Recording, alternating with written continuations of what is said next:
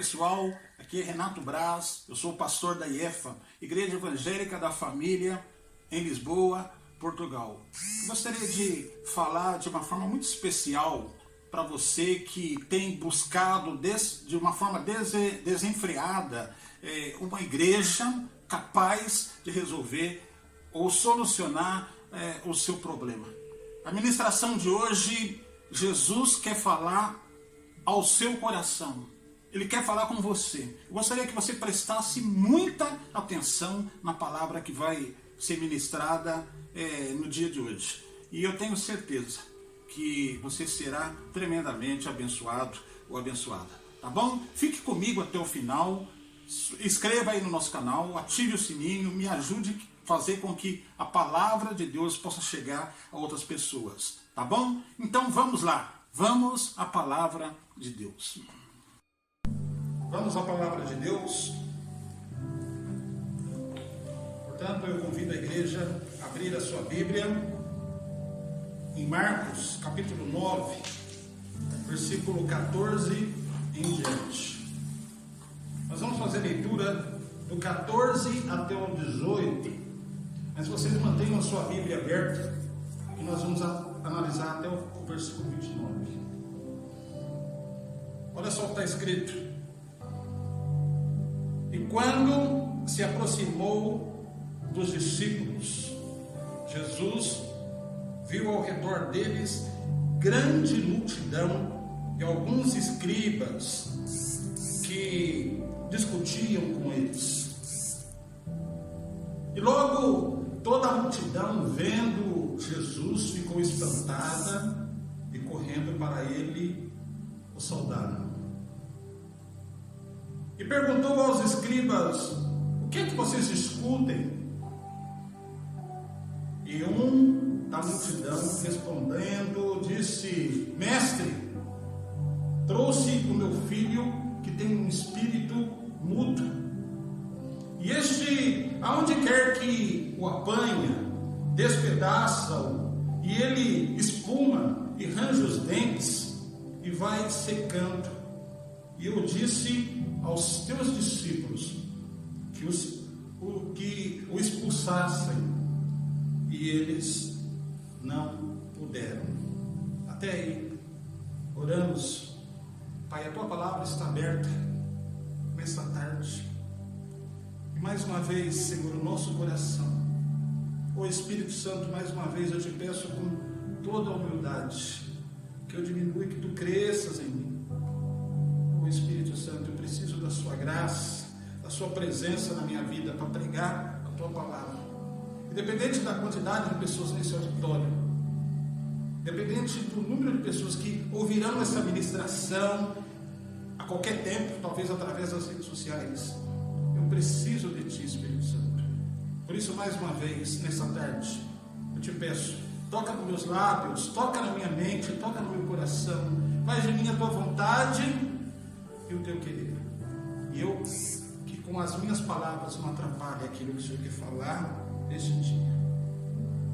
E que o meu coração e o coração daqueles que me ouvem seja terra fértil, e que a tua palavra possa frutificar em nós.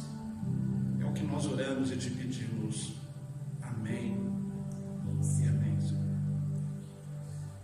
Meus queridos irmãos, amigos, esta passagem que nós propomos e trouxemos para a ministração desta tarde nos traz um profundo sentimento de um pai aflito com um problema seríssimo, um filho endemoniado e algo que estava perturbando a consciência e o coração desse pai. E ele então leva o seu filho para os discípulos de Jesus, que nós aqui podemos fazer uma associação. Ele leva o seu filho para a igreja, ele leva o seu filho para homens de Deus, Ele leva o seu filho para homens que andavam com Deus, que andavam com Jesus. E segundo o texto bíblico, lá esses discípulos não conseguem, aparentemente, ter qualquer capacidade espiritual, qualquer unção. Ou seja, entre outras palavras, eles não conseguem libertar aquele menino possesso. E o pior, ao invés de dar continuidade na atenção a este pai aflito e desesperado, o texto bíblico diz aqui que os discípulos então acabam por entrar num processo de discussão com alguns mestres da lei, com alguns escribas, e em pauta está uma visão doutrinária a respeito de quem poderia ou não poderia expulsar espíritos imundos, quem poderia fazer ou não fazer alguma coisa por aquele homem. E de repente os discípulos estão distraídos e envolvidos numa discussão com os escribas. Os discípulos e os mestres da lei estão aqui discutindo os métodos. E o demônio, nesse momento da discussão, está fazendo o que quer e o que não quer com o menino. E aqui, a primeira reflexão que nós podemos fazer nessa tarde é como a igreja muitas vezes gasta tempo discutindo visão doutrinária, teses, os mais diversos assuntos ministeriais. E o demônio, meus queridos irmãos, continua destruindo essa sociedade, destruindo os valores, destruindo a família e destruindo a vida das pessoas. E talvez a pergunta que eu e você precisamos fazer ao sair daqui nessa tarde: até onde nós, como igreja, estamos priorizando ou discutindo assuntos sem transformar a vida das pessoas ou dessa sociedade que nós estamos inseridos? Talvez a pergunta que eu e você devemos fazer hoje: até quando ou até onde nós, como igreja, vamos continuar fechados para a discussão de assuntos banais e de repente as pessoas sofrendo ao nosso lado porque não conseguem compreender e entender e serem libertas por causa da palavra que nós falamos ou pregamos? Portanto, os discípulos aqui estão diante de uma grande dúvida. Eles não conseguiram, de fato, expulsar o espírito imundo que estava naquele jovem. Talvez restou aos discípulos a seguinte dúvida, e isso eles fizeram na sequência dessa ministração: o que foi, afinal, que aconteceu? Onde nós falhamos? Por que nós não tivemos o poder de resolver essa situação, esse espírito imundo que afligia um menino, trazendo desespero e angústia para o seu pai? Isso eles perguntam para Jesus depois, na continuação do texto bíblico. Vamos continuar lendo? Vamos continuar. Nós estamos em Marcos capítulo 9, versículo agora 19 a 29. Versículo 19. Jesus diz o seguinte: e ele, respondendo, ao ver aquela situação, os discípulos não conseguindo expulsar o demônio daquele menino, o pai desesperado e aflito, Jesus diz o seguinte: ó geração incrédula, até quando estarei convosco? Até quando vos sofrei ainda? E ele pede para trazer o menino. E trouxeram, versículo 20. E quando ele ouviu, logo o espírito agitou com violência o menino. E caindo este endemoniado por terra, revolvia, se espumando. Então perguntou ao pai dele, Jesus, perguntou: quanto tempo há que sucede isso, pai? E ele respondeu: ó Senhor, desde a infância, e muitas vezes o tem lançado no fogo e na água para destruir. Mas, Senhor, se tu podes fazer alguma coisa, tenha compaixão de nós e ajuda-nos. E Jesus disse: se tu podes, tudo é possível ao que crê. E logo o pai do menino, clamando com lágrimas, disse: eu creio, Senhor, mas ajuda na minha incredulidade. E Jesus, vendo que a multidão concorria, repreendeu o espírito imundo, dizendo: espírito mudo, surdo, eu te ordeno, sai dele e não entres mais nele. E ele, clamando e agitando com violência, saiu e ficou o menino como morto, de tal maneira que muitos diziam que estava morto. Mas Jesus, tomando-o pela mão, o ergueu e ele se levantou. E quando entrou em casa, os seus discípulos lhe perguntaram na parte: Senhor, mestre, por que nós não podemos expulsar? E respondeu Jesus: esta casta de demônio não pode sair com coisa alguma a não ser com oração e jejum.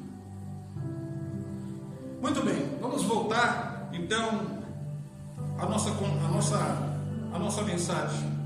Prestem atenção, meus queridos. Jesus, aqui no versículo 19, ele vai fazer uma afirmação contundente. Ele diz o seguinte: esta é uma geração de incrédulos que não tem crescido na sua fé. Já havia isso lá no tempo de Jesus, e às vezes continua existindo isso nesse tempo, porque é quando a igreja gasta tempo, e eu volto ao assunto, discutindo doutrina, teses, ministério, e as pessoas sofrendo ao nosso lado. Quando nós, como igreja, percebemos que a nossa fé não tem gerado frutos, que o mundo está muitas vezes ganhando terreno, e que nós não estamos conseguindo transformar a vida das pessoas, e muitas vezes, tal como aconteceu com os discípulos, que perguntou a Jesus: mestre, o que foi que aconteceu? Onde nós falhamos? Onde tem sido a nossa falha? Nos ajude, Senhor. Por que nós não tivemos autoridade e poder, se nós usamos o seu nome? Deixa eu dizer uma coisa: muitas vezes vem essa dúvida para nós nesse tempo presente, como igreja. Às vezes a gente está fazendo o mesmo tipo de pergunta. Sabe por quê? Porque você tem uma situação lá na sua vizinhança, às vezes você tem uma situação lá no seu ambiente de trabalho, às vezes você tem uma situação parecida, às vezes até dentro da sua família, dos seus parentes, e muitas vezes a gente fica naquela dúvida: por que é que nós não estamos conseguindo? Por que a nossa oração, a nossa intercessão não tem surtido efeito? E às vezes a gente está fazendo a mesma pergunta dos discípulos: poxa, Senhor, será que está faltando alguma coisa comigo? Será que está faltando vida consagrada, Senhor? Será que está faltando mais oração, mais jejum? Será que está faltando estudar a Bíblia? Porque muitas vezes nós estamos aqui e não conseguimos fazer as coisas acontecer no nosso meio, no nosso hall de amizade, às vezes dentro da nossa própria família. Até parece, Senhor, que nós somos cristãos de meia boca, não somos cristãos de verdade. E esse jejum e oração, então parece que virou um bordão universal, né, para a igreja de Cristo. Quando uma igreja aparentemente não está conseguindo obter os seus resultados na evangelização, transformar a vida das pessoas, as pessoas costumam dizer o seguinte bordão: sabe que essa igreja precisa? Jejum e oração. Quando o casamento está em crise, sabe o que esse casamento precisa? Jejum e oração. Alguém está doente, o que essa pessoa precisa? Jejum e oração. E isso não é nenhuma crítica, meus irmãos. Oração e jejum é sempre muito bom. Não há nada de errado nisso. E se você tem o hábito de ser uma pessoa consagrada, uma pessoa de oração, de jejum, continue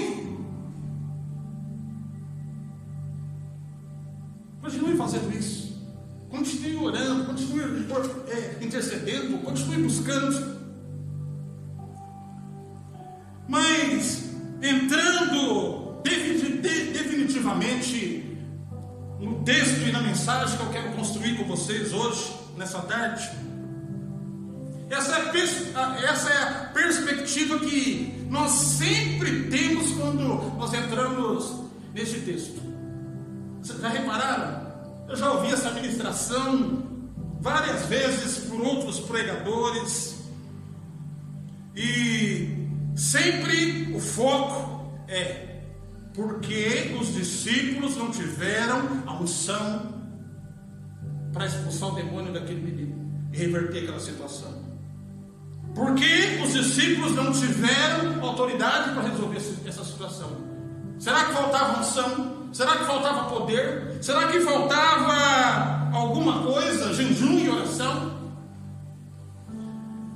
Mas hoje, de uma forma muito especial, se você está acostumado e habituado a fazer essas perguntas e entrar nesse texto lembrando dos discípulos, eu gostaria de analisar com vocês nessa tarde este texto sobre uma outra perspectiva, sobre uma outra óptica, sobre um outro entendimento para juntar ao nosso conhecimento a respeito dessa passagem. Vem comigo, preste atenção. O texto que nós lemos diz que Jesus está chegando e percebeu que havia uma discussão entre os discípulos, alguns escribas que eram mestres da lei. Mas interessante, Jesus perguntou o que estava acontecendo, mas ele não focou na discussão. Os discípulos estavam discutindo com os mestres da lei ali quem é que teria autoridade ou qual era o método para expulsar os demônios.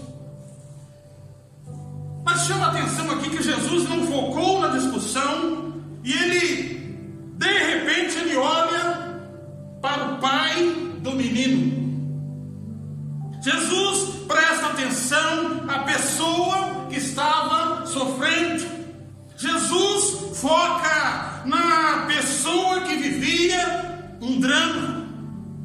Jesus está interessado na pessoa que estava passando por essa dificuldade.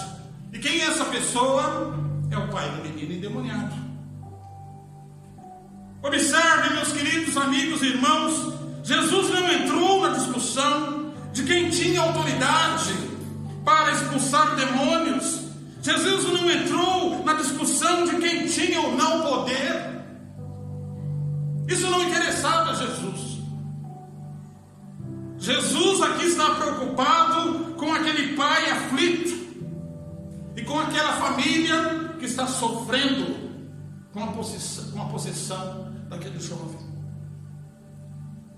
E portanto, eu quero chamar a tua atenção para olhar essa história como Jesus olhou para o pai do menino.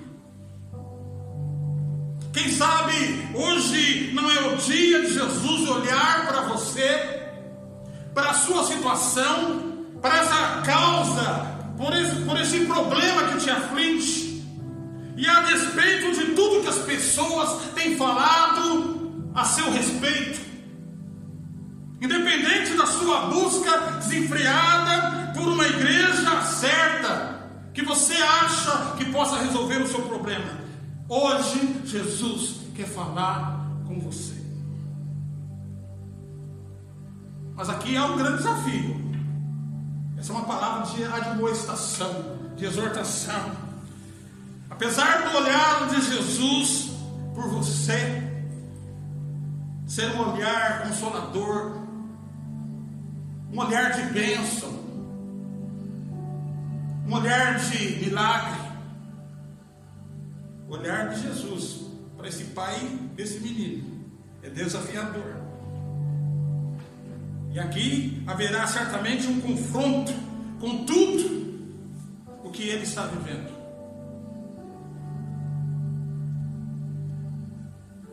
Preste atenção no texto bíblico, por favor. Versículo 18. Ao final do versículo 18, a primeira perspectiva do olhar de Jesus para o pai do menino endemoniado, no versículo 18, bem ao finalzinho, termina assim. Parece que é um questionamento aqui, uma reclamação. Senhor, versículo 18, eu pedi aos seus discípulos que expulsasse o espírito imundo que está no meu filho, mas eles não conseguiram. Uma reclamação. E deixa eu dizer uma coisa para você. Começa a olhar então agora, acrescenta isso no seu entendimento. Apesar da dor desse pai, apesar do seu sofrimento, não coloque este pai somente na posição de vítima. Ao analisarmos essa história, nós costumamos focar na incapacidade dos discípulos de resolver o problema. Mas quando Jesus fala que aquela era uma geração incrédula, ele está dizendo que era todo mundo, toda a gente. Então, não coloque esse pai somente na posição de vítima, porque pensem aqui comigo, ele conviveu durante anos com um filho endemoniado. Jesus faz essa pergunta para ele: há quanto tempo que a criança está vivendo essa situação? Ele diz: desde a infância. E ele, meus queridos irmãos, não teve a fé para resolver a situação. Ele não teve a capacidade de gerir a sua família para não carregar esse fardo. Nós estamos falando de uma cultura judaica, onde os pais apresentavam os seus filhos no templo. Mas, tal como nos dias de hoje, naquele tempo, o mundo já tinha diversas seitas. Crianças eram oferecidas a falsos deuses. E assim como ele alega e faz uma reclamação a Jesus, que os discípulos de Jesus não tinham autoridade, aparentemente parece que a autoridade aqui ele também não tinha. Preste atenção na intenção deste pai. E muitas vezes isso acontece com a igreja no tempo de hoje, no tempo presente que nós estamos vivendo. Olha a intenção dele. Eu, o pai, Jesus, sou a vítima, o sofrido, que está com o coração amargurado, e eu então fui levar a minha questão para os seus discípulos, os ungidos de Deus, aqueles que andam com o Senhor aí. Mas por que, Jesus, eles não têm unção? eles não conseguem resolver o meu problema. Jesus disse, a partir do momento que esses homens que andam consigo, seus discípulos, não têm unção e não conseguem resolver o meu problema, então eu preciso sair frustrado ou frustrada, dizendo, olha, esses discípulos não resolveram o meu problema. Não é assim que as pessoas fazem. Os líderes, os intercessores, os homens e as mulheres de oração da igreja têm a obrigação, pastor, de orar por mim e resolver o meu problema. É assim que muita gente pensa e vive nos dias de hoje.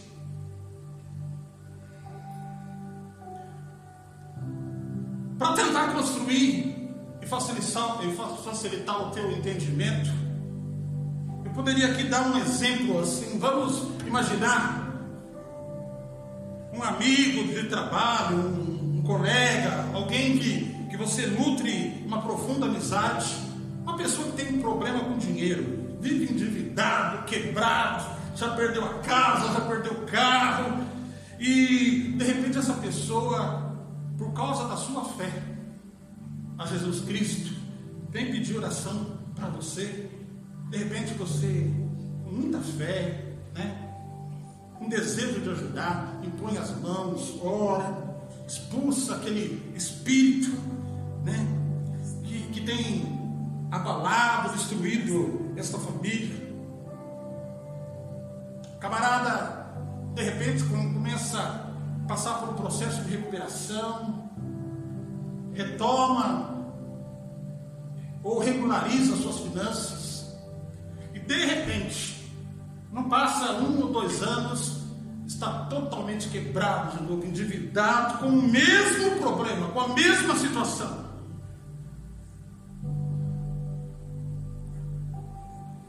E de repente, aí você vai falar com ele, ele tem a seguinte reclamação: meu amigo, meu problema é que eu levei a questão aos discípulos de Cristo. Eu levei o meu problema a vocês, a sua igreja,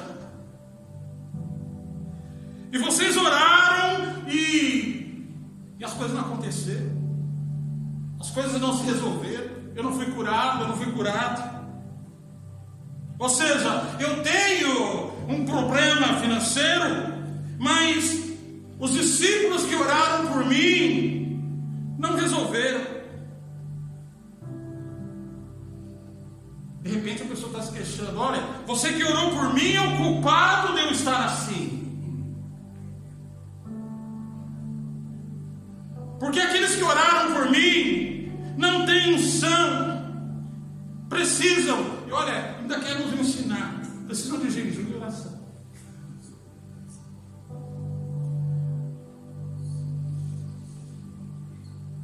Não, amigo, sai dessa igreja, vai embora. Desista dessa fé. Você não tem unção nenhuma não, senão a sua oração resolvia o meu problema.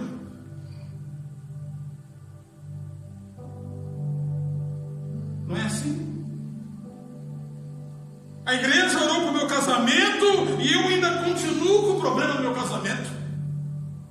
Cadê a unção dessa igreja, gente?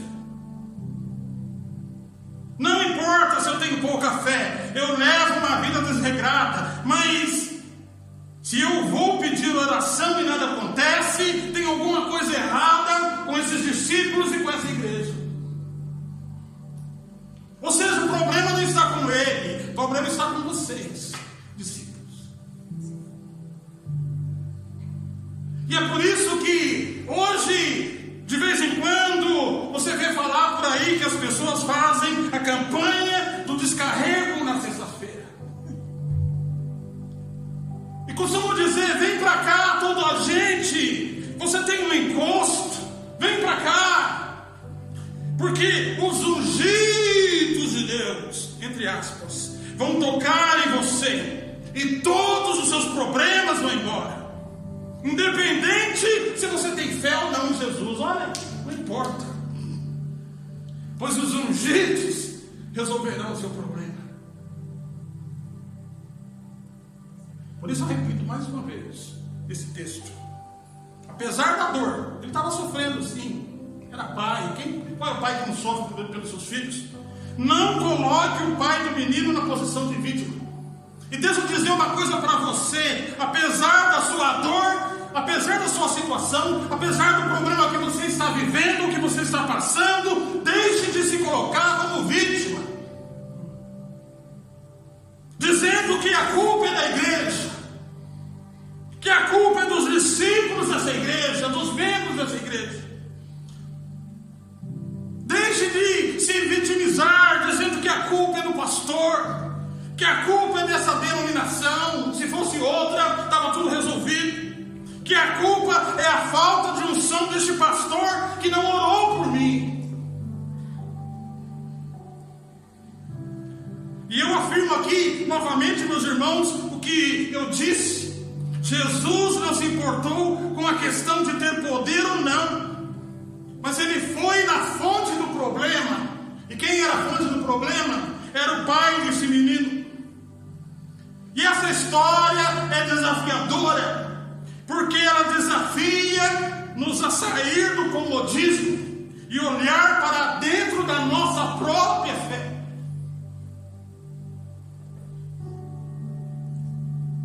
Deixa eu contar uma experiência para vocês. Sou pastor há 27 anos, já é quase uma vida. E quando eu era mais experiente, eu e a minha esposa, a gente era meio maluquinho. Sabe aquele primeiro amor? Oh Deus, continue fazendo isso conosco.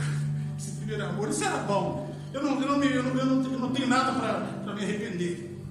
Mas a gente costumava, logo no início do nosso ministério, as pessoas vinham bater na porta da igreja e falavam: pastor, o demônio pegou minha mãe, meu pai, meu irmão, minha tia lá em casa. Será que o senhor poderia ir lá expulsar o maligno?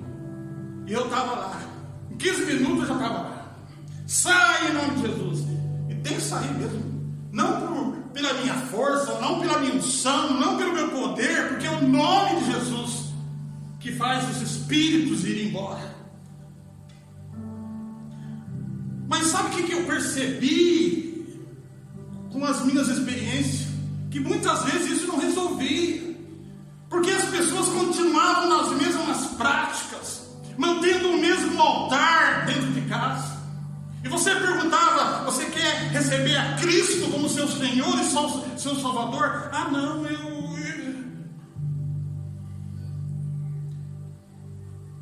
E de repente estavam na mesma prática, na mesma situação. Jesus aqui está no problema. O problema é o pai do menino.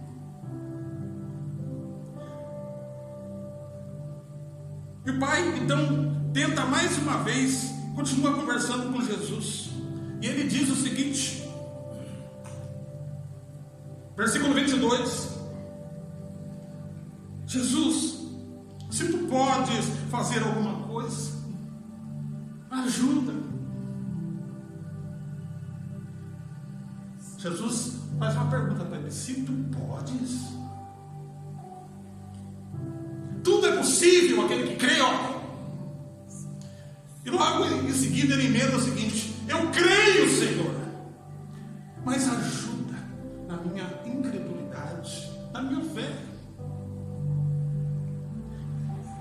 E deixa eu dizer uma coisa: Jesus nunca fazia nenhuma cura, nenhum milagre, nenhuma libertação sem dizer o seguinte: a tua fé te curou, a tua fé te salvou, a tua fé te libertou.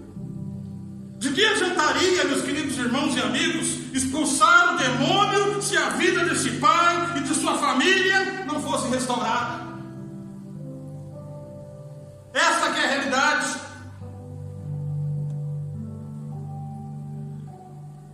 Eu gostaria de ler uma passagem interessante que pode acrescentar muito a esse texto.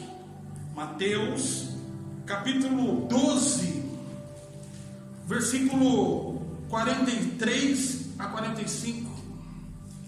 Não é aqui nenhum seminário sobre libertação, não, mas esse texto dá base para aquilo que nós estamos falando.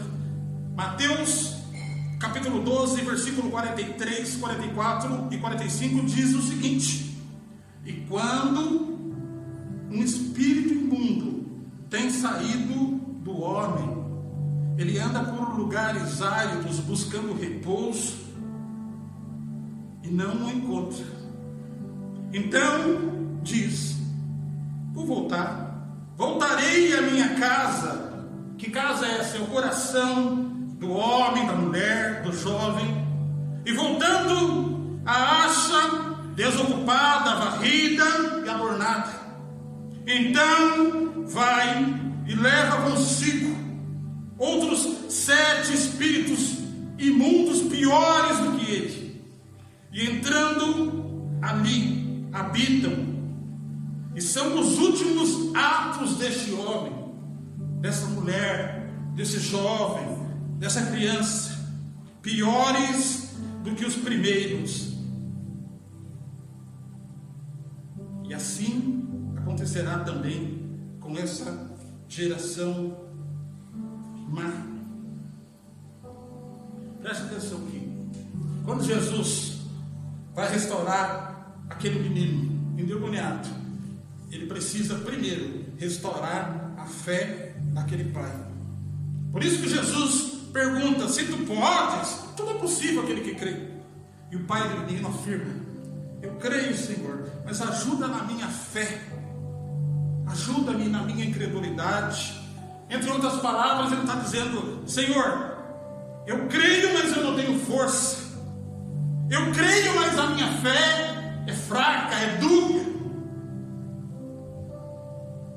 E deixa eu dizer uma coisa: quando alguém chamar você para orar na sua casa, e essa pessoa não mudar de vida, aquilo que nós lemos em Mateus 12, 43, 44 e 45, segundo as palavras do próprio Jesus, quando uma pessoa está brincando de igreja, quando uma pessoa está brincando com a sua fé, quando uma pessoa não tem em seu coração um desejo de mudança, não brinque com isso, porque a situação dessa pessoa, segundo as Escrituras, a situação dessa pessoa espiritualmente pode piorar. É aquilo que nós acabamos de ler. O demônio volta e traz 7 piores que ele. Mas vamos caminhar para a gente encerrar. Quando nós analisamos essa história, meus queridos irmãos, com o olhar de Jesus, que olha para aquele pai, nós vamos considerar que o pai desse menino e sua família estavam precisando, eles sim, de oração e jejum, de entrega, de compromisso com as coisas de Deus, fidelidade com as coisas de Deus. Eles sim estavam precisando de deixar essa vida de incertezas, porque na realidade eles estavam parecendo com gente, sabe, tem muito no tempo de hoje, gente que não tem fé, gente que está brincando com as coisas de Deus, gente que não tem compromisso, é um pé aqui, outro lá. Gente que vive uma vida cristã desordenada. A igreja muitas vezes está cheia disso. Gente que ora está em cima, de repente está abaixo. Uma pessoa que não tem uma fé consistente. Você já viu isso? Que vive dando trabalho na mesma área. Gente que muitas vezes está diante das coisas de Deus, sendo ministrada diariamente, ou todos os dias, ou todo fim de semana, mas nem assim tem a certeza daquilo que realmente crê. E uma pessoa assim não cresce, não amadurece, não dá frutos. O pai precisava ter uma fé fortalecida. Mas pelo menos parece que acabou bem. Ele foi sincero, né? Quando ele disse o seguinte: eu creio, Senhor, mas me ajude na minha incredulidade. Ele está querendo dizer o seguinte, com sinceridade: Senhor, olha, minha fé não tem sido consistente, tem sido dúbia, eu não tenho força, Senhor. Às vezes é um pé na igreja, as coisas melhoram, de repente eu já estou lá pecando novamente. E portanto, antes de encerrar, eu gostaria de perguntar uma coisa para vocês refletirem. Pai, será que você tem sido sacerdote dentro da sua casa? A responsabilidade é tua. Será que você tem tido autoridade sobre a tua casa? Nós estamos falando muito das mulheres nas últimas ministrações, mas aqui tem um desafio para nós, e eu me incluo nisso como pai. Será que você tem se envolvido com assuntos banais, discussões doutrinárias, sínodo? Tudo isso é bom, organização da igreja, organização dos ministérios, mas será que você não tem se envolvido com discussões que não são tão importantes, e Satanás tentando fazer uma bagunça e tentando destruir a sua casa? Mas como termina essa história? Como é bom servir Jesus, né? Olha como termina essa história.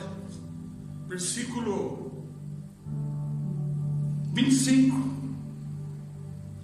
Jesus termina dizendo o seguinte: espírito mudo e surdo, eu ordeno que deixe este jovem, esse menino, e nunca mais entre nele. Ou seja, concluindo, para nós termos uma realidade onde a nossa família possa ser blindada contra espíritos malignos, e aqui serve para as mães também, é preciso ter uma fé consistente em Jesus Cristo.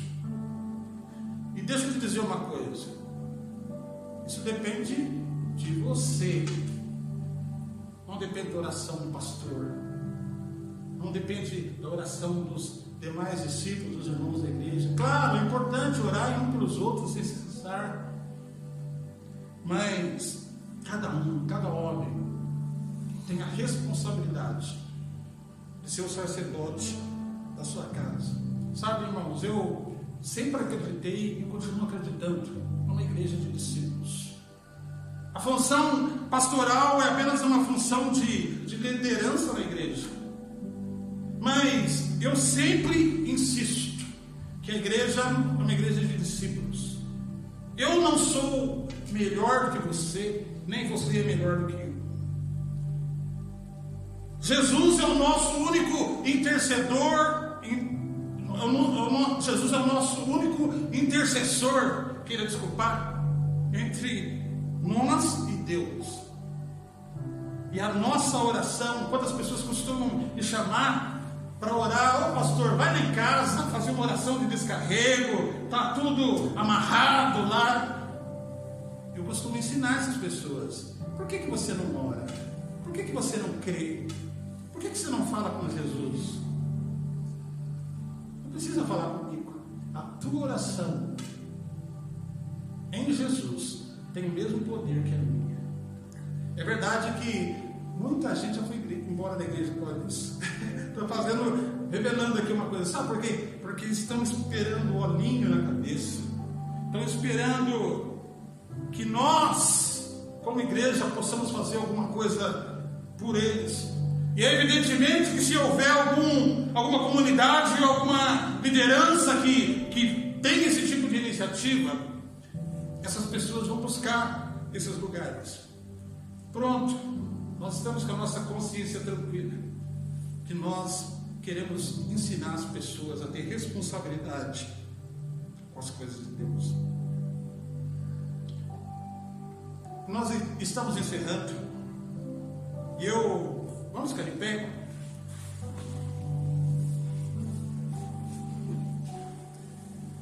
Gostaria de, aqui com os olhos fechados, falar com você, pai, mãe, que está passando por um problema semelhante na tua casa, com seus filhos, filho, filha. E por que não, no sentido contrário, também filho que está passando um problema como esse com seus pais. Enfim, alguém que está precisando de libertação na família. De orientação a você. Nós vamos orar. Procure a igreja. Não espere em casa. Se preciso, venha até nós.